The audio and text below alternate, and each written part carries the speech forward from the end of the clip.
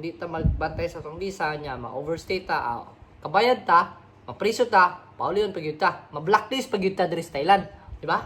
Na kay agency. Adtura mo dito, mag-meet up mo, pirma ka, picture, boom, tapos. So, ang kakwalan no kay diri kay easy living no, para sa kwal lang kay murag mas freedom siya. So, kung ikaw ay niari ka tourist, mamoblema jud ka. Kay ngano?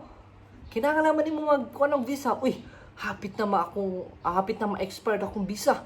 Asa mo ko mo exit ani? Sawadee kap, hello guys, maayong adlaw kaninyong tanan. So karong adlaw ang atong i-topic or ang atong i-vlog kay lisod ba or sayo na manirahan mamuyo diri sa Thailand as a Filipino. So karon guys, ato sa ning shout out ning atong kalo no. So kaning kaluwa mo ra man si Kwan. Gihatag ni sa dugay na ning gihatag sa akong estudyante sa una. Russian alphabet mo siguro na siya ano. Pero ang gusto ko na ko diri sa kaluwa kay mura siyang style of Philippines no, na ay white, na ay red, na ay blue, na ay yellow, di ba? Nindot kay siya. Munang ako siyang gisulod karong adlaw. Okay. Kay ako naman ning nakuha na akong kalo. So padayon ta sa atong topic. So karon guys, unsa man atong kanon? Lisod ba or sayon sa? So sayon na sa ta or lisod. So ano sa ta lisod? So ang kalisod lang diri sa Thailand no asa kuan kay about sa visa. Samot na og tawag dito kung wala kay long term visa no. Panalitan visa tourist visa ra ka. Ina na kay perminti mag-change ang ilahang rules diri sa Thailand about visa. So kung ikaw ay niari ka tourist, mamoblema jud ka. Kay ngano? Kinahanglan man nimo magkuha ng visa. Uy, hapit na ma-expired akong visa. Asa mo ko mo exit ani? Unya, panalitan, nag-change sila ng rules kung tuiga ana sila nga pwede ra ka maka-exit one or twice in sa bansa nga Laos or sa once ra ka sa Cambodia inana or dili nimo kinanga maglang kailangan jud ka mo usana mo airplane. So dapat kay balo jud ka na kung short term visa la ka nga ganahan ka nga mag-stay diri for long pero wala kay sa tawag ni long term visa nga 1 year or 5 years or 10 years unsa ba na. So mo lang jud ay kalisod kay diri magsigid sila kuan sa ilang mga rules diri sa visa. So ang kasayon no, kasayon lang kay diri kay mura ra po sa Pilipinas. Pero lahi lang kay ang ilang kuan language, pagkaon ginagmay, pero the way of living almost the same ra man pod no.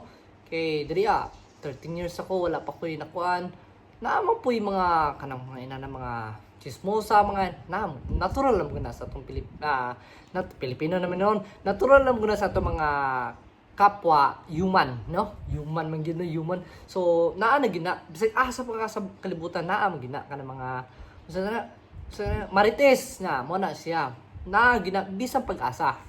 So ang kakwalan no kay diri kay easy living no, para sa kwal lang kay murag mas freedom siya.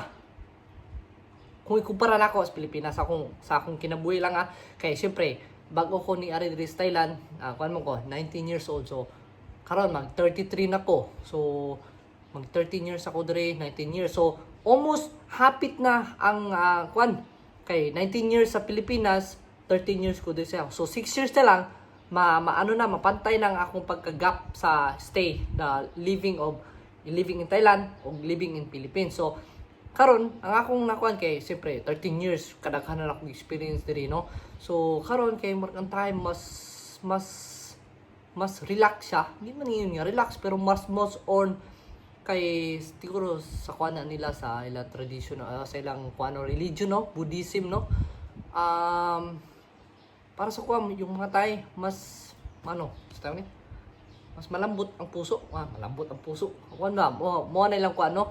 Kunya kuan sila kanang so mind your own business kumbaga inana ba ang uban no. Pero namo puy kuan dili man ginamawa gyud. Nya mo na ang ilang kuan kanang nya kuan sila hinatagon ba. Inana. Kunya kanang kuan sila kaayo kanang soft basta soft kayo sila. Nya namo puy gahi. So Nya ang kakuan no kay diri kung naka-diri sa Thailand, kung unsa yung pangita, masayon siya.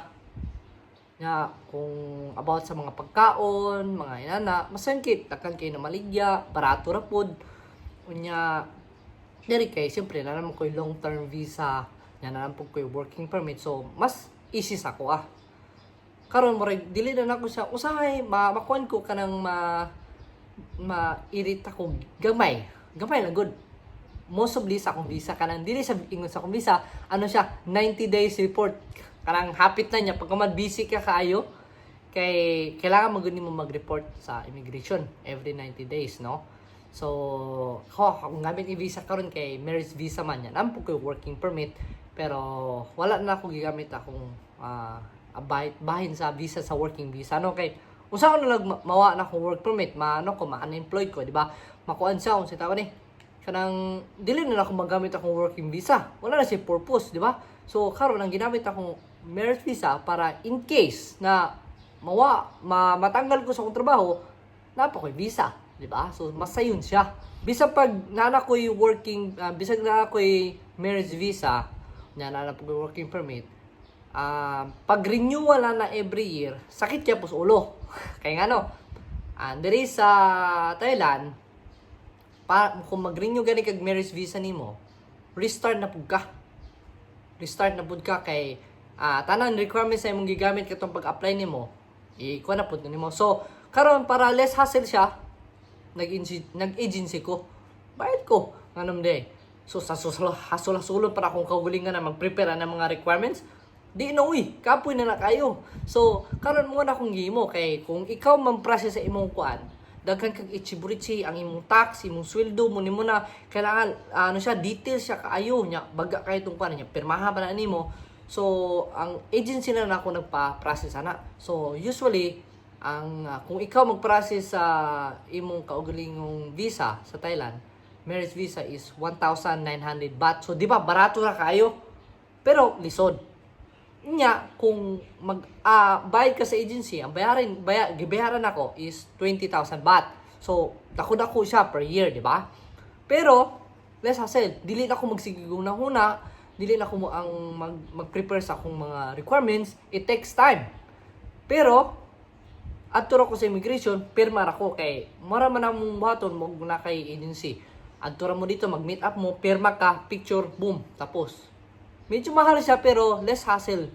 Kay kung ma-hassle ka, mag-ready ka ani, adto ka sa imong company, i-prepare to nimong makuan. Although kaya man, pero sa everyday living no, na kay pamilya, na kay trabaho, lisod siya kayo. Kay magsigig huna-huna basot ma-stress ka. So wala na yung stress, bayad diretso. Kay siyempre, dili man nimo nagtrabaho na gani ka para maka-relax ka, para makaana nya i-stress pa rin yung kaugalingon. Ayun na. Kung na kay pambayad, bayarin na lang para at least kay pa man kwarta mo naman na. Muagi ra man na, no? So mura na akong i-share karon guys, no, nga about lisod or sayo na ba manirahan diri sa Thailand. Lisod siya about visas, ganyan, mo na. Sayon siya. Kay easy way of living sila diri, freedom. Mo na. Pero siyempre, magkuhan yun sa itong visa kay kung di ta magbantay sa itong visa niya, ma-overstay ta, kabayad ta, mapriso ta, pauliyon pag yun ta, ma-blacklist pag yun ta diri sa Thailand. Diba?